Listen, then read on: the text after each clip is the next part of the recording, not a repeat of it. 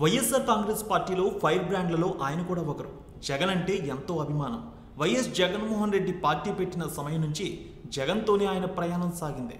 ఆయన పార్టీ తరపున ఎమ్మెల్యే అయ్యారు, మంత్రి కూడా అయ్యారు. జగన్ని ఎవరైనా కామెంట్ చేసినా, విమర్శలు చేసినా ఆయన సహించరు. కౌంటర్లు కూడా అదే రేంజ్లో ఉంటాయి. ఆయన ఎవరో కాదు, నెల్లూరు సిటీ ఎమ్మెల్యే, మాజీ మంత్రి అనిల్ కుమార్ యాదవ్. నెల్లూరు జిల్లా అంటేనే రాజకీయ ఉద్దండుల ప్రాంతం. ఎంతోమంది కాకలు తీరిన రాజకీయ నేతలు ఏలిన ప్రాంతం. ముఖ్యంగా ఆనం కుటుంబం గురించి చెబితే, ఆనం పొలిటికల్ స్కూల్ నుంచి ఎంతోమంది రాజకీయాల్లోకి వచ్చారు. అలా వచ్చిన వారిలో అనిల్ కుమార్ ఒకరు. జగన్కు నమ్మిన బంటుగా నెల్లూరు జిల్లాలో పార్టీకి వీర విధేయుడిగా ఉన్న అనిల్ కుమార్ యాదవ్ రియల్ స్టోరీ ఈరోజు చూద్దాం. పోలుబోయిన అనిల్ కుమార్ యాదవ్ 1980 మార్చి 23న తిరుపాలయ్య శైలమ్మ దంపతులకి నెల్లూరు జిల్లా అంబాపురంలో జన్మించారు. ఆయనకి ఓ అన్నయ్య ఉండేవారు. అనిల్కి సంవత్సరం వయసు ఉన్నప్పుడు వారి అన్నయ్యకు 3 సంవత్సరాల వయసు ఉండేది. ఆయన సోదరుడు ఆ సమయంలో మరణించారు. వీరి తాత, తండ్రి, బాబాయ్ అందరూ గ్రామస్థాయి రాజకీయాల్లో ఎంతో పేరు పొందారు. ప్రెసిడెంట్గా కూడా చేశారు. ముందు నుంచి కాంగ్రెస్ పార్టీలోనే కొనసాగింది ఈ కుటుంబం. అనిల్ తాతయ్య కొత్తూరు పంచాయతీ ప్రెసిడెంట్గా కూడా చేశారు. ఒక్కడే కుమారుడు కావడంతో అనిల్ను చిన్నప్పటి నుంచి చాలా గారంగా పెంచారు తల్లిదండ్రులు. అంతేకాదు, గ్రామంలో రాజకీయ గొడవలు ఉండడంతో చిన్నప్పటి నుంచి అనిల్ కుమార్ని దూరంగానే ఉంచి చదివించారు. అనిల్ని చెన్నై పంపించి అక్కడే 10వ తరగతి వరకు చదివించారు.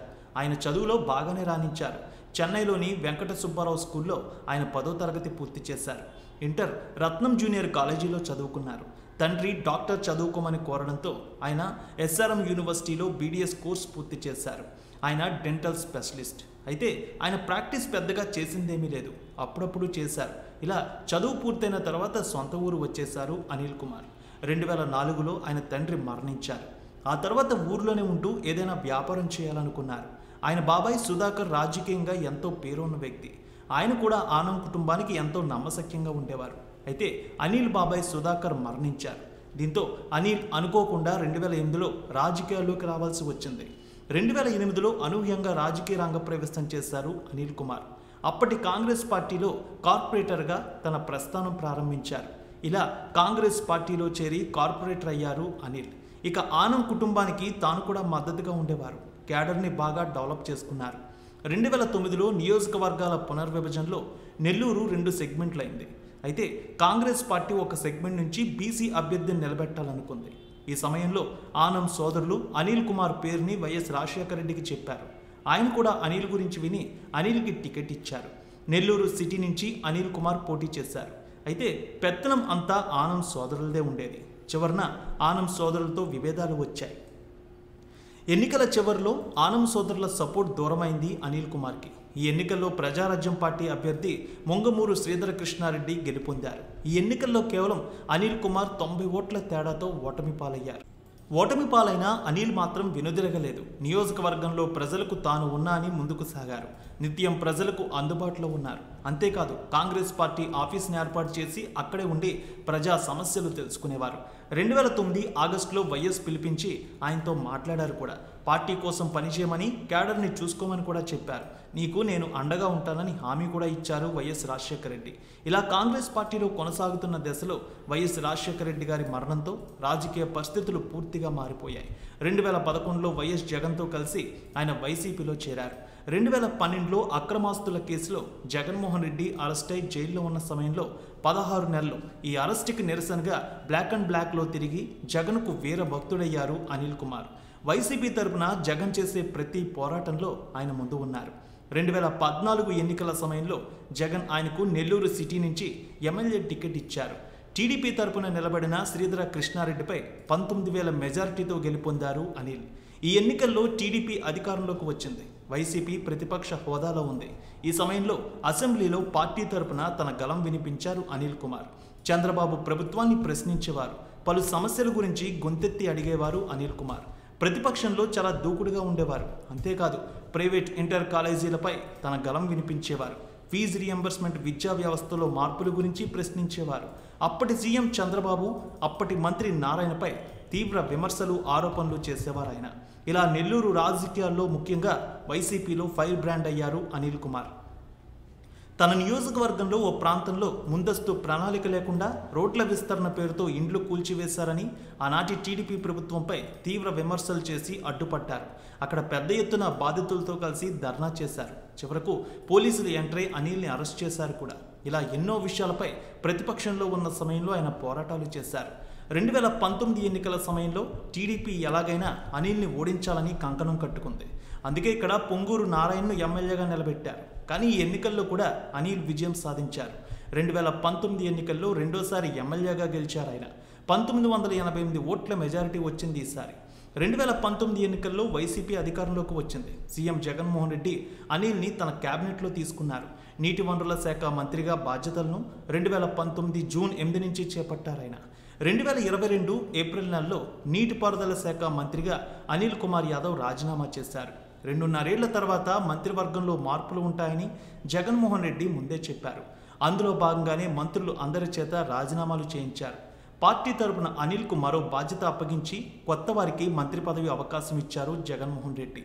ఇక అనిల్ కుమార్ జీవితంలో ముఖ్య ఘట్టాలు చూస్తే మెగాస్టార్ చిరంజీవి అన్న, పవన్ కళ్యాణ్ అన్న ఆయనకు ఎంతో ఇష్టం, వీరాభిమాని. అయితే రాజకీయాల్లోకి వచ్చిన తర్వాత పవన్పై తీవ్ర ఆరోపణలు, విమర్శలు చేస్తూ ఉన్నారు ఆయన. రాజకీయం రాజకీయమే, అభిమానం అభిమానమే. అప్పట్లో జానీ సినిమా 9 సార్లు చూశారట.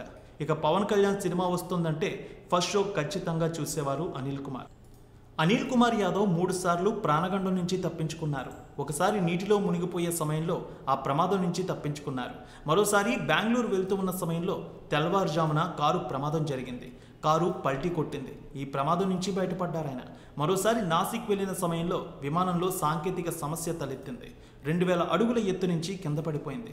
ఆనాడు ఈ ప్రమాదం నుంచి బయటపడ్డారు. ఇదంతా శివుడి దయ వల్లే ఇలా ప్రాణగండం నుంచి బయటపడ్డానని చెబుతూ ఉంటారు ఆయన. ఇక ఆయన వివాహం గురించి చూస్తే కడప జిల్లాకు చెందిన రిటైర్డ్ డిఎస్పీ కూతురు జాగృతి అనే ఆమెతో ఆయనకు వివాహం జరిగింది. 2010 ఆగస్టు 23న వీరు వివాహం చేసుకున్నారు. వీరికి ఒక పాప సమన్వి, బాబు ధర్మనందన్ ఉన్నారు. నారా లోకేష్తో సవాళ్లు, ఆరోపణలు, ప్రమాణాల గురించి చూస్తే రాయలసీమలో నారా లోకేష్ యువగలం పాదయాత్ర పూర్తయి ఉమ్మడి నెల్లూరు జిల్లాలో ఎంటర్ అయిన సమయంలో జిల్లాలో ప్రతి చోట మాజీ మంత్రి అనిల్ కుమార్పై నారా లోకేష్ టార్గెట్ చేస్తూనే వచ్చారు. లోకేష్ నెల్లూరు సభలో అనిల్ అక్రమార్జన 1000 కోట్లు దాటిందని సంచలన ఆరోపణలు చేశారు. ఆ మరుసటి రోజే ఆస్తులకు సంబంధించిన డాక్యుమెంట్లు ఇవే అంటూ మీడియాకు విడుదల చేశారు. గడిచిన 4 ఏళ్ల 2 నెలల్లో అనిల్ 1000 కోట్లు వెనకేసుకున్నాడని ఆరోపణలు చేశారు లోకేష్. ఇక లోకేష్ చేసిన ప్రతి ఆరోపణకు కౌంటర్ ఇస్తూ వచ్చారు అనిల్. గట్టిగానే ఆయన రియాక్ట్ అయ్యారు.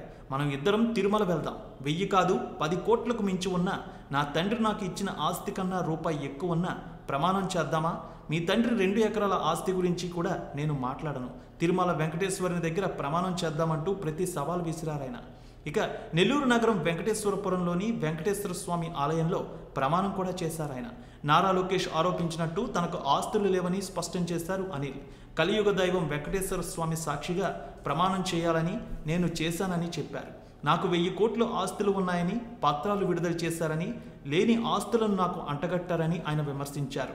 తాను రాజకీయాల్లోకి వచ్చిన తర్వాత ఆస్తులు అమ్ముకున్నానని తెలియజేశారు.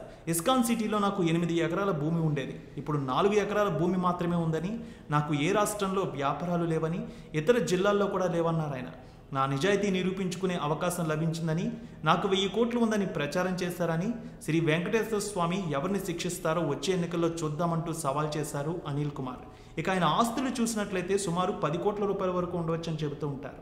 అయితే తాను ఎప్పుడూ ఎవరిని డబ్బులు అడిగింది లేదు, ఎవరి దగ్గర కమిషన్లు తీసుకుంది లేదు. నా తండ్రి నుంచి వచ్చిన ఆస్తులు అమ్మి రాజకీయాల్లో ఖర్చు పెట్టాను కానీ ఎవరి దగ్గర రూపాయి తీసుకోలేదని గర్వంగా చెబుతారు ఆయన.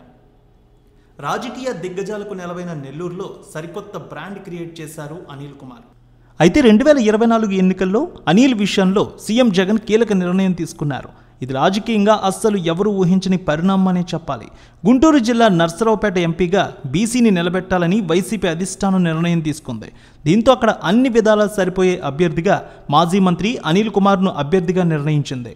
రాష్ట్ర వ్యాప్తంగా పరిచయం ఉన్న నేతగా అనిల్ అక్కడ పోటీ చేస్తే లోక్సభతో పాటు ఆ పరిధిలోని అసెంబ్లీ స్థానాలపై కూడా అనుకూలంగా ఉంటుందన్న వ్యూహంతో ఈ నిర్ణయం తీసుకున్నారు. మూడోసారి గెలుపు కోసం మొత్తం వర్కౌట్ చేసుకున్న అనిల్ అధినేత జగన్ కోరడంతో నర్సరావుపేట నుంచి ఎంపీగా పోటీకి సిద్ధమయ్యారు. ఇక నెల్లూరు సిటీ నుంచి డిప్యూటీ మేయర్గా ఉన్న ఖలీల్ అహ్మద్కు జగన్ టికెట్ కేటాయించారు. నెల్లూరు సిటీ ఇన్ఛార్జిగా ఆయన నియమించారు.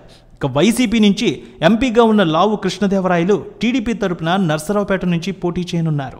ఇటు వైసీపీ తరపున అనిల్ కుమార్ యాదవ్ పోటీకి నిలవనున్నారు. మరి చూడాలి ప్రజలు ఇక్కడ ఎలా తీర్పు ఇస్తారు. మీ అభిప్రాయం ప్రకారం నర్సరావుపేట ఎంపీ సీట్ ఎవరు గెలుస్తారని మీరు భావిస్తున్నారు? మీ అభిప్రాయాన్ని కామెంట్ రూపంలో తెలియజేయండి.